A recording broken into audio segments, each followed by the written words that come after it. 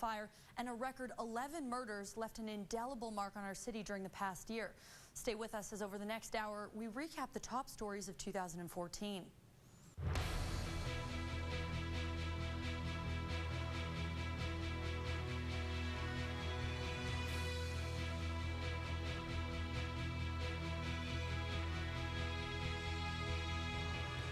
I'm Gabrielle Marchand, and thank you for watching Thunder Bay Year in Review. The month of January saw a nasty dispute erupt between the city and the Chamber of Commerce after the chamber predicted huge tax hikes with the way the current city council was operating. We came up with... According to a 200-page report released Friday, the operating costs for Thunder Bay City Hall are higher than the average in 20 of 27 categories when compared to other Ontario and northern cities. And our property taxes are among the highest in Ontario. I wouldn't call it a scathing assessment. I think we're trying to provide some information to City Council that gives them an indication of where the city is at on a performance comparative to other communities. The report is pretty clear that Thunder Bay lags in efficiencies in a number of areas. You know, I appreciate what the Chamber's trying to do. City Manager Tim Camisso says they can always improve, but he says the comparisons don't take into account Thunder Bay's isolation, our low density, and spread out tax base, which makes it hard to compare to other parts of Ontario. And he points out the study doesn't include the $2.1 million in new assessment this year due to the huge spike in building permits in the last 2 years. In 2013, Thunder Bay saw the highest assessment growth that it's seen probably in 20 years. The amount of new assessment, new taxes that we'll be presenting when we present the budget is double what it was in 2011 and 2012. And I expect next year, in 2014 or 2015, that'll be even better. Also in January, the city introduced its private sector partners for the proposed event center. The consortium known as Thunder Bay Live signed a letter of intent to make the project a reality. And I've said all along that we have to do our homework. This is a piece of that assignment, but it's a very important piece and a very exciting piece when you look at the caliber of the the people that we're dealing with here. Thunder Bay Live is made up of a number of people, some of whom include Stadium Consultants International, Global Spectrum Facility Management, and True North Sports and Entertainment. Thunder Bay Live partner and former NHL coach Gary Green would like to see the Winnipeg Jets shift their farm team in the American Hockey League from St. John's, Newfoundland to Thunder Bay. When you think of the number of times that the city of Thunder Bay will be mentioned on radio, on television, in the print media, and now in our world, it's not just locally, it's not just regionally, it is right across the world, then that is something that I know that is going to be very much an exciting element for the city of Thunder Bay. True North CEO Mark Chipman was not on hand for the announcement, but the company made their plans clear in a news release, saying True North Sports and Entertainment and the Winnipeg Jets Hockey Club are excited about the prospect of operating our American Hockey League franchise in Thunder Bay. On January 25th, the city saw its first murder of the year at an apartment complex on Kingsway Avenue. Thunder Bay police are calling it a domestic-related altercation that turned into a homicide. 38-year-old Priscilla Lynn Thomas has been charged with second-degree murder in the death of her boyfriend, 35-year-old Jeffrey Monroe. City Police Detective Michael Schweitzer described what happened in this apartment building on Kingsway Avenue on Saturday morning. Well, right now I can tell you that on January 25th at around 7:45 a.m., police responded to the 700 block of Kingsway Avenue to assist ambulance. 35-year-old male Jeffrey Anthony Lloyd Monroe was located in severe medical distress at that time and transported to the Thunder Bay Regional Hospital, where he later succumbed to his injuries. And January also marked the closure of the Federal Veterans Affairs Office in Thunder Bay. Local veterans and politicians marked the occasion by holding a mock funeral aimed at the Harper government. Who are upset with the closure of the Veterans Affairs Office? Can I hear you? Local veterans and supporters made their way from Branch 5 Legion on Van Norman Street, braving the cold weather to march to the Veterans Affairs Regional Office and pay their last respects. They say the closure means veterans will no longer receive face-to-face service in Thunder Bay. New options for service include contacting the Service Canada office or using mobile phone apps or the internet, which for some older veterans feels like an impossible task. If they think that these fellows 89 and 93 or up are going to be the best guys on computers, that's wrong. It was a well-attended memorial service, and there were many veterans there to voice their opinions opposing the federal government's decision. A small contingent visited the employees at the office one last time and placed a wreath on the floor there. In February, a well-known local volunteer found herself in hot water. Thunder Bay Police laid charges against Linda Gamby, the former head of the Christmas Cheer campaign, alleging she defrauded the charity of approximately $22,000. It appears that there were probably a number of transactions that were questionable. And the fact of the matter is that the charitable organization had to do an audit, which is pretty standard. The findings of that audit, along with evidence that was gathered during the investigation, led to the charges. There was shock. There's also disappointment and sadness in something like this happening. So we just, on behalf of the board, needed a moment to just be able to say, whoa, this is reality. The winter of 2014 was definitely one to remember, as huge amounts of snow hit the city right up until April, causing huge overtime for snowplow operators and making driving treacherous on city streets and highways. On February 13th, Thunder Bay Police and OPP were telling local motorists to stay off the roads due to the whiteout conditions. Police were called to more than 20 accidents that day due to the slippery conditions. Also in February, Northern Development and Mines Minister Michael Gravel announced another step towards development in the Ring of Fire, as a consulting firm was hired to set clear paths and timelines for decision-making. Mining Minister Michael Gravel says the province has hired Deloitte LLP to help establish the Ring of Fire Development Corporation. The firm will act as a neutral third-party resource for potential partners, including First Nations, the provincial and federal government, and the mining industry. Among Deloitte's tasks will be preparing a report on the various infrastructure proposals. So there are issues related to governance, legally setting up the corporation, the role of the potential partners, their level of investment in the corporation. Those are important pieces. So that process is underway as we speak. In March, details came to light about an alleged sexual assault of a 21-year-old Thunder Bay woman by members of the University of Ottawa hockey team. It's being reported by Ottawa media as a gang sexual assault involving multiple members of the Ottawa GG's hockey team while they were in Thunder Bay last month to play a pair of games against the Thunderwolves. Police spokesperson Chris Adams says local authorities became aware of the situation by way of a third-party complaint, which was brought to officers last Tuesday. But he refuses to go into specifics about the incident, offering only that police are investigating members of the Ottawa team. We are looking at all of the parties who were involved, and that right now is the members of the Ottawa hockey team. I'm not going to speculate on the incident itself. I will say that we are following up through the Ottawa Police Service, and we'll be working with all the involved parties. 2 Ottawa players, both from Gatineau, Quebec, were eventually charged with sexual assault. Also in March, a group calling itself the Concerned Taxpayers of Thunder Bay began pushing for a plebiscite over the proposed event centre. Put up your hand if you think yes is going to be no. Okay, that's all one room. It was a packed house for a meeting put on by the Concerned Taxpayers of Thunder Bay. Many in the room say the city can't afford to move ahead with the proposed event centre. Others worried about the location and parking. Jeff Caldwell shares all of those concerns. At the beginning, it was $50 to $60 million for the facility. That's escalated to in excess of $106 million. That's a large jump. That's too expensive. I don't think that's something we can afford.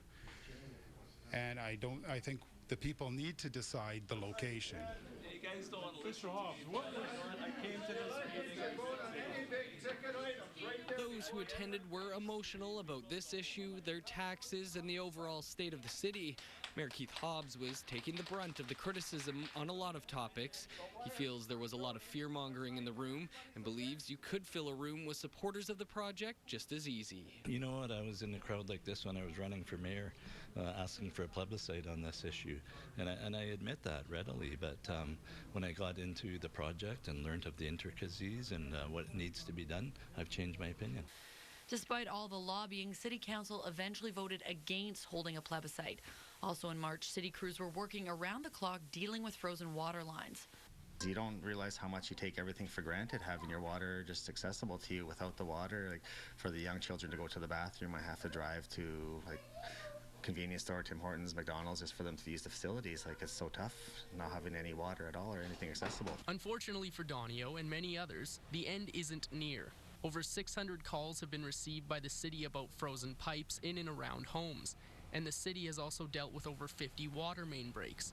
Whenever a main breaks, it takes precedence over an individual home, and there just isn't enough equipment around to deal with all of it.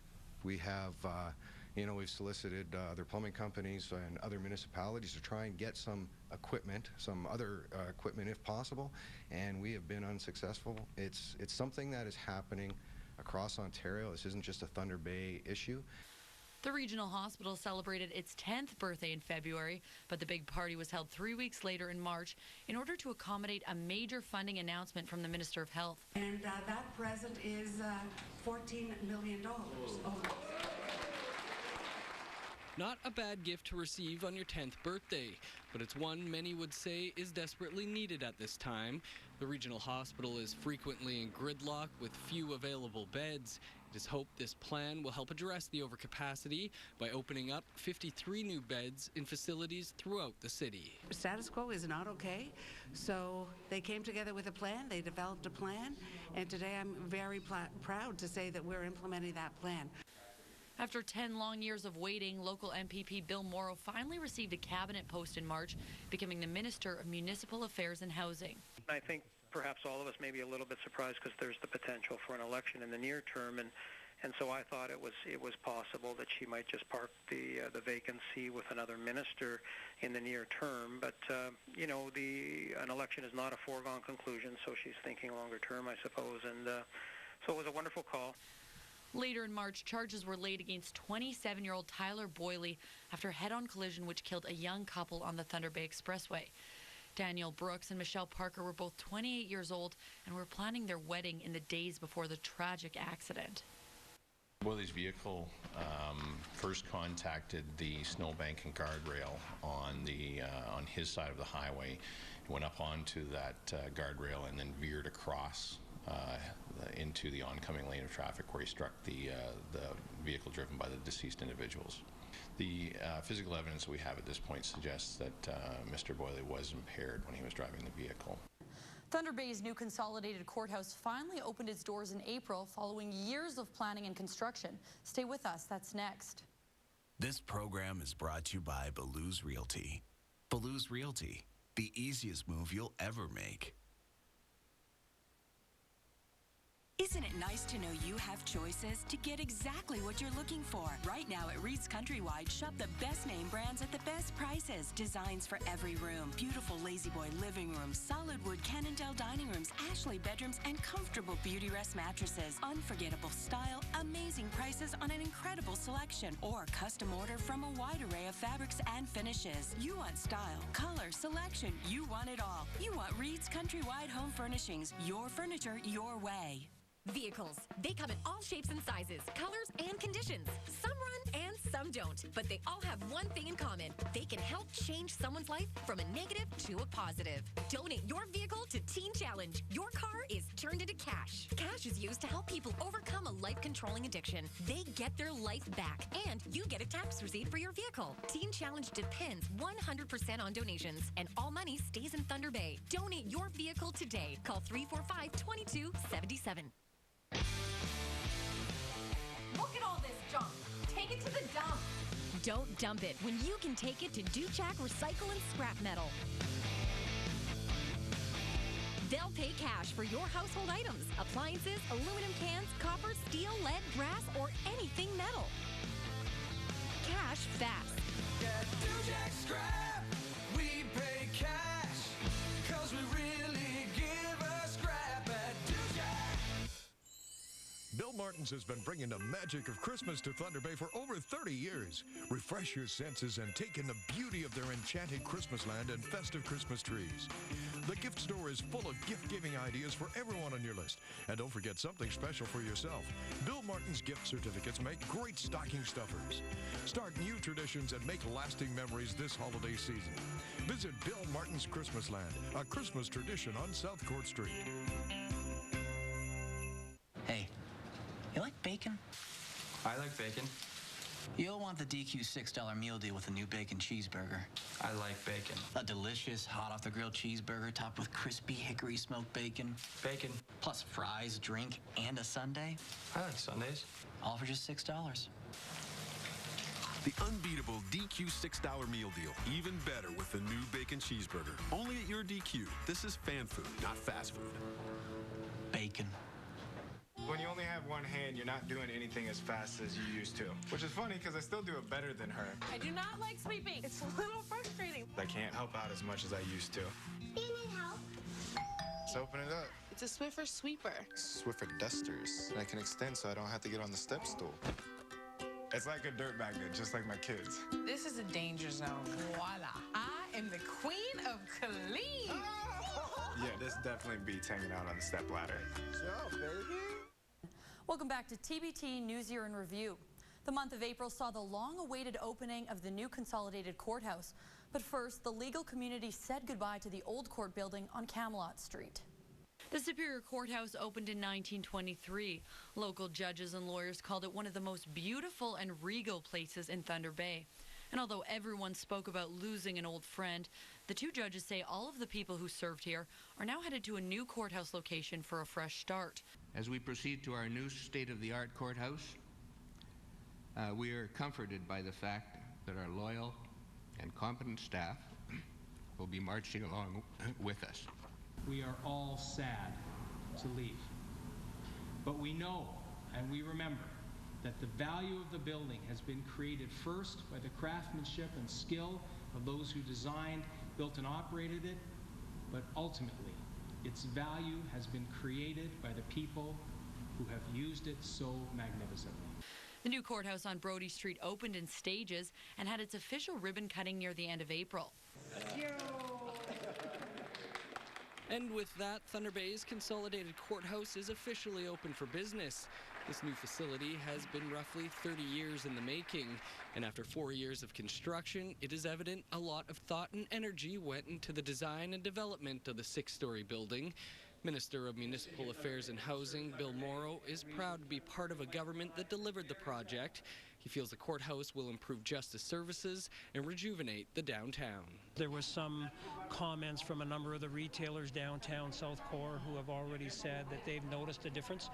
Anytime you bring in 150 permanent staff, as well as all the rest of the traffic that will be coming in here on a daily basis, it will have an impact, there's no doubt. And as I mentioned, I think I see it as a beginning piece, hopefully, as we work to create a critical mass in the downtown South Core. It was also the end of an era for the Thunder Bay Generating Station in April, as the plant began its conversion from coal to advanced biomass. The last bucket load of coal at the Thunder Bay Generating Station was burned last week. The OPG plant on Mission Island has been up and running on coal since 1963. Regional Plant Manager Chris Freilich says it's a bittersweet day. While that chapter in our history comes to a close, we're excited about what it means for us from here on into the future with the introduction of advanced biomass and the future of the station. So there's definitely some mixed emotions by myself and the staff. The Liberal government says Ontario has fulfilled its commitment to end coal generation in advance of its target of the end of the year. But Ian Angus feels the province is being hypocritical about the milestone. According to the co-chair of the Energy Task Force, the province continues to purchase power produced with coal from other jurisdictions. It's not a day to celebrate from that perspective. The fact that we're losing 45 jobs to Southern Ontario with a $4 million payroll hit to the community of Thunder Bay is not something to celebrate. At the end of April, Premier Kathleen Wynne came to Thunder Bay to celebrate the signing of a framework agreement with the 9 Matawa First Nations. Chief Peter Muniz made it clear that they will decide if the Ring of Fire is developed. The First Nations had to be asked to decide whether the project goes. We have to have a final say on it because it's the territory of the First Nations people. The Premier says even though a framework agreement is now in place, she's not about to set any timelines for when a road to the Ring of Fire will be built or when the first mine might open. Today is about this agreement and the significance of the coming together of a consensus around how to work together. And so, as the chiefs have said, now the work begins, and we have a framework within which to do that. The month of May started tragically as the body of an infant was found along the Nibing River. The dead baby was discovered around 1:30 p.m. on Monday off a walking trail between Legion Track Drive and Tarbotch Street. Thunder Bay police are calling it a sudden death investigation. We received a 911 call. A passerby had discovered what they believed to have been an infant that was in a wooded area just off a pathway. Regional Supervising Coroner for Northwestern Ontario, Dr. Michael Wilson, says they are worried about the state of the mother. Worried about the health and well-being of the mother, and she's welcome to reach out to us or the police or healthcare providers. The post-mortem determined the infant died of medical issues. The mother has yet to come forward. Also in May, City Police investigated the murder of a 46-year-old man at Andrews Court. Thunder Bay Police Service officers responded to a 911 call at around 8 Wednesday morning regarding an alleged stabbing at 122 Cumberland Street South. Unfortunately, in the residence, there was a severely injured male victim that was discovered. He was rushed to Thunder Bay Regional Health Sciences Center. Unfortunately, he was pronounced dead. Adams says arrests have already been made. There were 2 individuals that were at the residence at the time of our officers arriving. They've been taken into custody. The investigation is continuing, and we fully expect charges to be laid. A Thunder Bay K-9 officer received a full police funeral in May. Constable Joe Previtt suffered a fatal heart attack while training his dog in southern Ontario. Following the funeral service, officers lined both sides of Donald Street for the final procession and salute. Chief J.P. Levesque says the exceptional turnout shows how well respected Previtt was. It's tough, there's no question. I mean, you keep thinking about the family, what a shock this was to them. Joe was a young man. He just turned 50 the day before he passed away. I know it came as a complete shock, so it's not like he had a lingering illness and passed away. So it's hard on the family. It's been difficult for our organization, but I have to say I'm so proud of our men and women. The provincial election campaign came to Thunder Bay in a big way with the hosting of a northern debate. Tory leader Tim Hudak was a no-show, but the 2 other leaders squared off in his absence. Kathleen Wynne and Andrea Horvath made Ontario political history Monday afternoon. It was the first time 2 female party leaders met on the same stage during an election campaign. But there was little time for reflection, faced with questions posed from northern leaders regarding regional energy needs and, of course, the Ring of Fire. We do need a federal partner to develop the Ring of Fire in the same way that the federal government has worked in the oil sands. But we're going to move ahead with or without, and we've committed $1 billion to make sure that that infrastructure gets built. New Democrats are committed not only to the $1 billion, but if it takes more than $1 billion, then we're committed to that as well, because the opportunity is magnificent. When we come back, we'll look at the local results from the provincial election as TBT News Year in Review continues. Oh, how is it? Shh. Everyone, this could be it. Really? Thank you so much. We got the house. Buying or selling? Do so with Baloo's Realty. Great service, outstanding results. Call today for your hassle-free market evaluation. Go with Baloo's Realty. It'll be the easiest move you'll ever make. It's Marustica Hyundai's year-end clearance event. Ho, ho! Get up to $7,000 in price adjustments or 0% purchase financing for up to 96 months on select models. Hyundai offers tidings of comfort and joy in their award-winning lineup at year-end clearance prices. And you'll receive a $200 Van Dewey's Home and Garden gift certificate with every purchase or lease from Marustica Hyundai. Merry Christmas, ho, ho, ho, Hyundai. New thinking, new possibilities. The story of bling. Once upon a time, no matter where you looked, you could only find traditional bling. But over the years, bling evolved. And soon you could find bling in different styles: transitional, contemporary, modern. People loved their bling so much that they began to use it in other places: kitchens, bathrooms, and living rooms. Come see our bling and make your home truly cool at Cool Lighting. Why does Robbins call this little beauty the Breckwich when it's available any time of day on your choice of bagel, croissant bun, or wrap? Hey, they should call this the fabulous Anytime Witch. Make your anytime delicious at Robbins. Big events mean lots of greasy plates. And for tough grease on dishes, it's Dawn. That's because Ultra Dawn has up to 2 times better everyday grease cutting power than the leading non-concentrated brand. A drop of Dawn and grease is gone. Introducing Dance All You Want Bladder Leak Protection. New Always Discrete underwear for sensitive bladders. From Always, the experts in feminine protection. New Always Discrete underwear absorbs heavy bladder leaks faster than the leading brand, so you can feel comfortably dry. Plus, Always Discrete has a discreet fit that hugs your curves. You barely feel it. New Always Discrete underwear. Now bladder leaks can feel like no big deal because, hey, pee happens. Visit alwaysdiscreet.com for coupons and to learn more. The Thunder Bay Source, your hometown voice for news, sports, the arts, and so much more. This week, after a tragic number of homicides in Thunder Bay, 11 murders is the city's top story of 2014.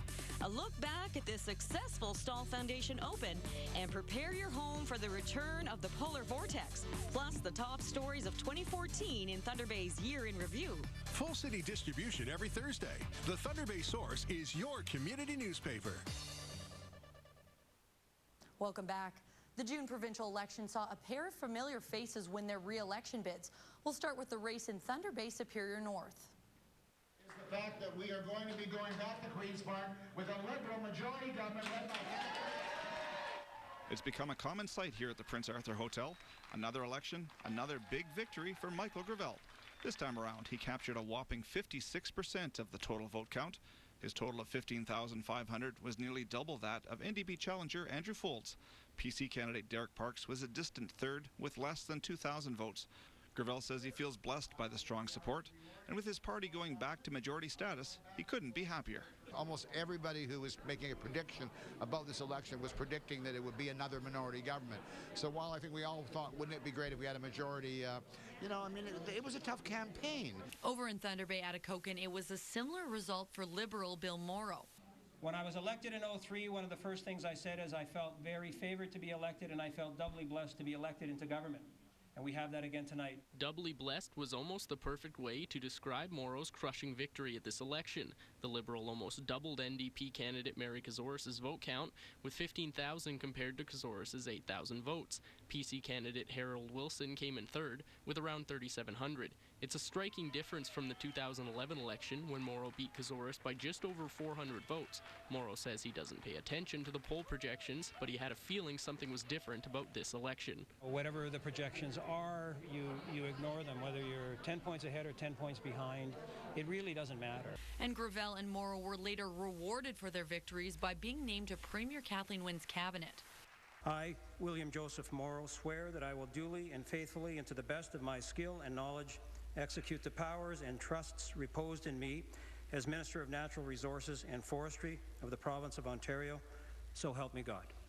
I, Michael John Gravel, swear that I will duly and faithfully and to the best of my skill and knowledge execute the powers and trusts reposed in me as Minister of Northern Development Mines of the Province of Ontario.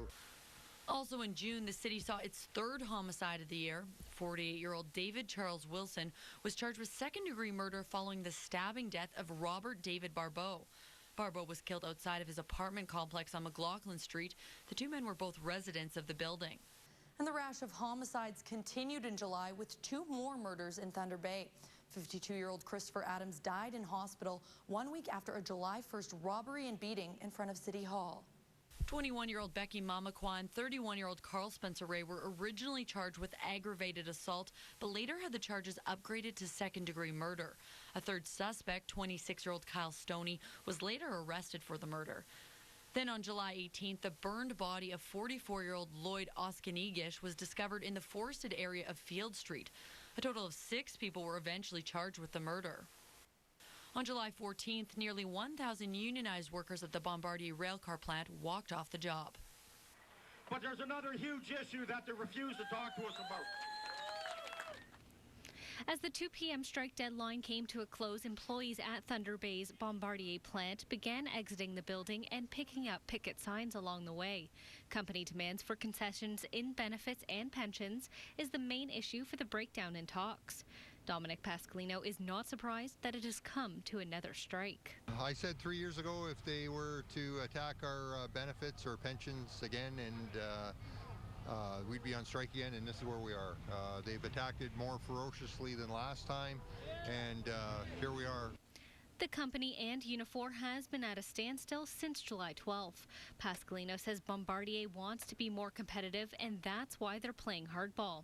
Unifor National President Jerry Diaz was on hand to try and help with negotiations.